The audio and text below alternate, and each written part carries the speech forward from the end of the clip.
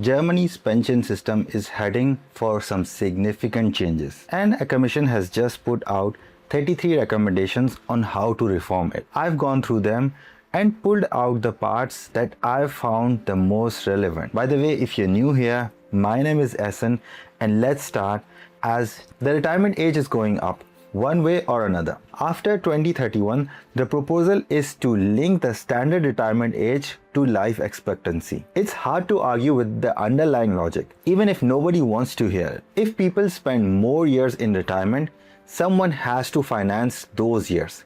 And the options are basically higher contributions, lower pensions, more tax funding, or people working longer. There's no version of this where nothing changes. There are also proposals to tighten early retirement, abolishing penalty-free exit for long contribution periods, and closing off partial retirement agreements that have effectively been used as early retirement by the back door. What does this mean for you?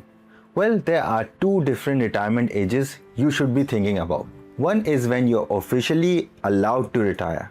The other is when you can financially afford to stop working. Those might not be the same number, and honestly, the second one is something you have any real control over. Germany wants to redefine what a good pension means. People should have around 70% of their net salary in retirement. But this 70% isn't supposed to come entirely from the state pension. It's the combined total from all three pillars: public pension, company pension, and private savings. That distinction matters, because a lot of people in Germany are still operating under the assumption that paying into the statutory system is enough. The government in this reform is essentially saying it's not. There's also a push to develop Germany's digital pension overview into a proper planning tool. One place where you can see your projected retirement income from all sources combined, spreading the burden more fairly between generations. The Commission wants to reactivate the sustainability factor, a mechanism that adjusts pensions based on demographic shifts. The idea is that when the system gets more expensive due to an aging population, the cost doesn't just fall entirely on younger workers. It gets shared across current retirees and contributors more evenly. More capital funding is coming. Germany wants to move toward more capital funded pensions, meaning some of the money gets invested in financial markets rather than immediately paying out to current employees. There's also a suggestion for a new statutory capital pension with an additional 2% contribution, modeled on Sweden's system.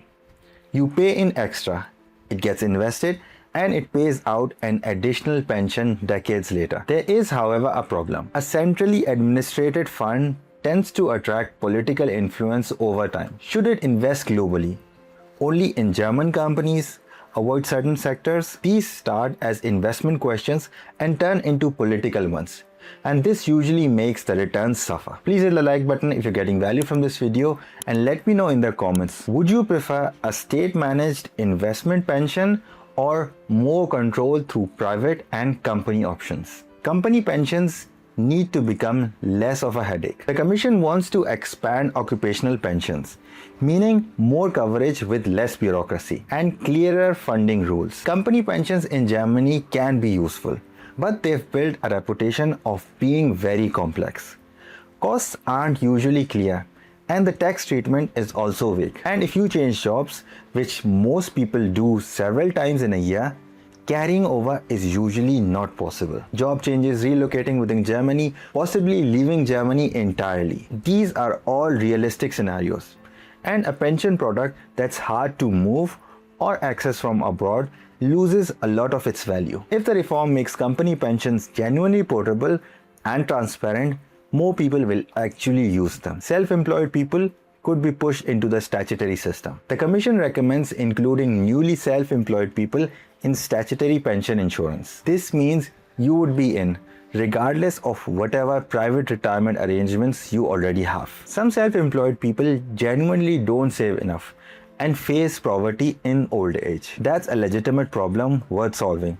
But plenty of self-employed people are already building retirement savings through a basis rente, ETF portfolios, or other structures that actually fit the reality of irregular income. I think forcing everyone into the same system doesn't fix the underlying problem. It just removes the decision from the individual. Mini jobs, politicians, and civil servants. Mini jobbers would be included in pension insurance without an opt-out. The logic being that even marginal employees should build some pension rights. Members of Parliament are also recommended for inclusion in the statutory system. Additionally, civil servants would face equivalent reforms for fairness reasons. And board members of public companies are also mentioned. The broader trend is towards wider coverage. But none of these additions change the fundamental demographic pressure. The problem is the ratio of contributors to retirees. So what does it all mean? The direction across all 33 recommendations is fairly consistent. More capital funding, people working longer, stronger company and private pensions, broader contribution coverage, and more transparency about what people can actually expect. But the practical message for your own planning doesn't change depending on how these reforms land. The state pension alone isn't a complete retirement plan. It never really was designed to be. And these reforms are essentially making that official. What you need to understand is what you're already paying into, checking your projections, and not waiting until your 50s to figure out what is essential. That is why in this video, I share how to invest your first 100 euro. And in this video, I share the most important lessons I've learned in the past 10 years.